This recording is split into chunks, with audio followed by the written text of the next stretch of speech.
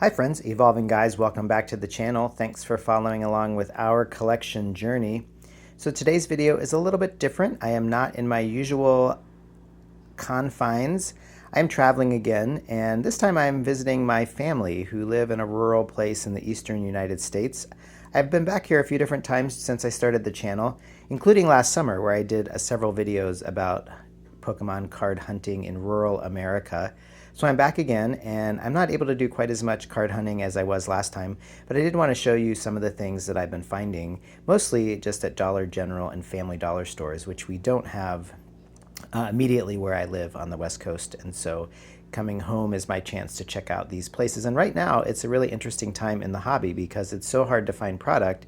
And some of these items that I probably would have passed up in the past are actually a little more attractive now. So I want to show you just in a pretty short video a few of the things I've been finding. So as you can see kind of what's on the screen here, and I'll pan up a little bit. So the knockout collections are pretty common to find at Targets, or excuse me, at Dollar Generals and Family Dollars.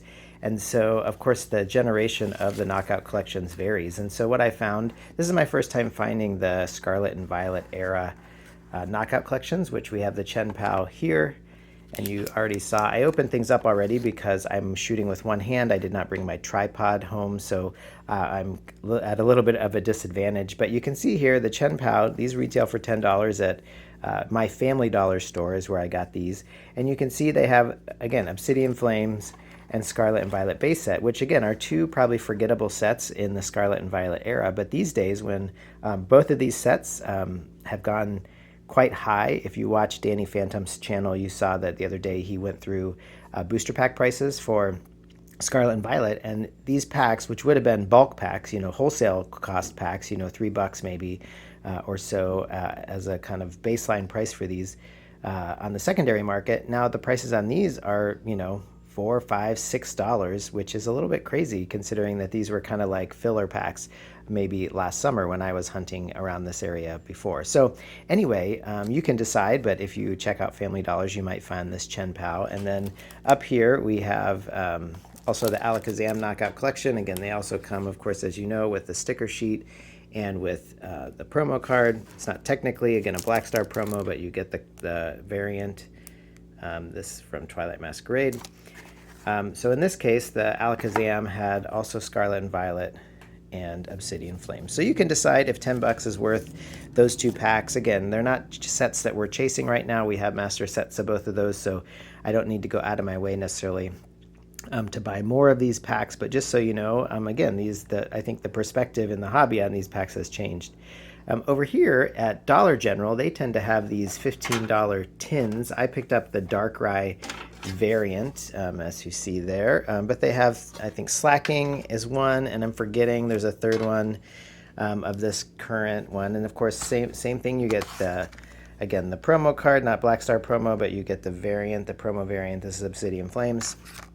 And in this, you can see a slightly different pack selection. You've got Paradox Rift in addition to an Obsidian Flames and a Scarlet and Violet base set. So again, Scarlet and Violet base and Obsidian Flames, kind of same feelings about those. Paradox Rift, again, I think probably an underrated set in Scarlet and Violet, but still probably not in the top half of Scarlet and Violet sets for most people. And so $15, again, you can decide. Again, suddenly $5 per pack can seem like at least, a pretty decent value with where pack prices have gone and how hard it is to find product. Even just some of the quote-unquote less desirable products on the Pokemon Center are sold out right now.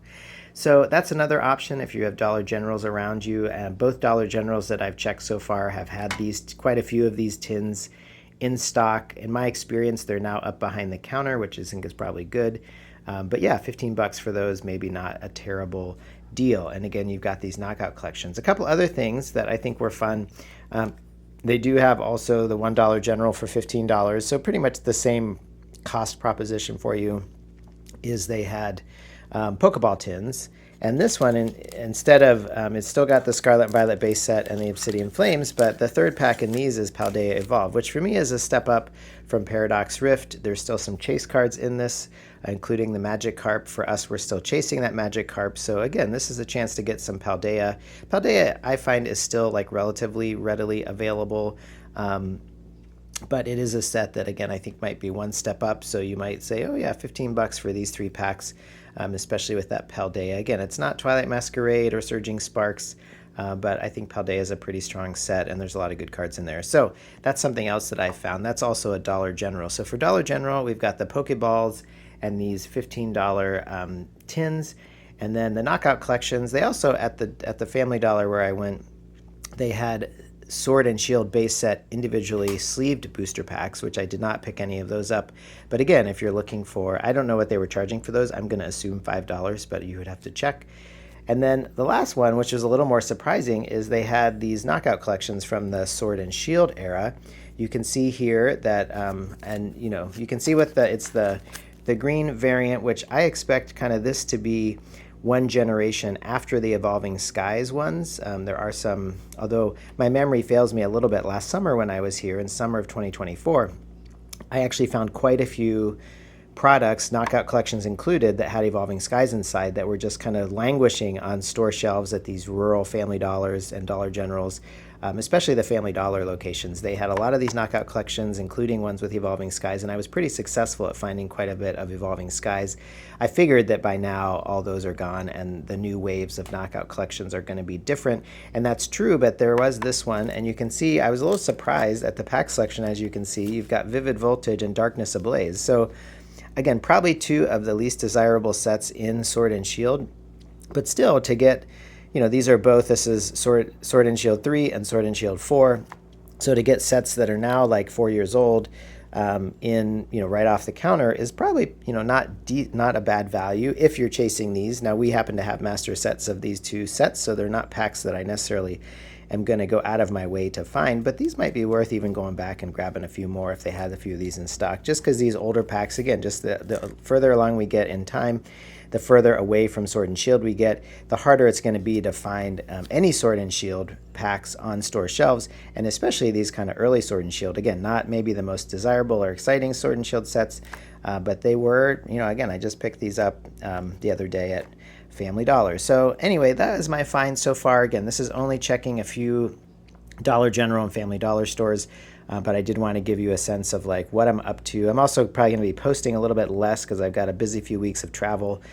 So anyway, I am curious what you're finding in your area. If you have Dollar General or Family Dollars, maybe those are good places to look. Again, in the past, this might not have been so exciting to find stuff like this on store shelves, but these days, because there's just so hard to find cards anywhere and anything that does pop up gets bought up immediately, maybe some of these more out-of-the-way places are going to be worth checking. I think there's also stores like Five Below and Ace Hardware. I think people are onto the fact that there are cards at some of these less known stores, but those might be places to check if you're having trouble finding them at Targets and Walmarts, which most of us are. So anyway, for what it's worth, this is what I'm up to, and this is what I've found. So let me know your thoughts in the comments about whether these are worth picking up. Would you pick these up if you found them on store shelves?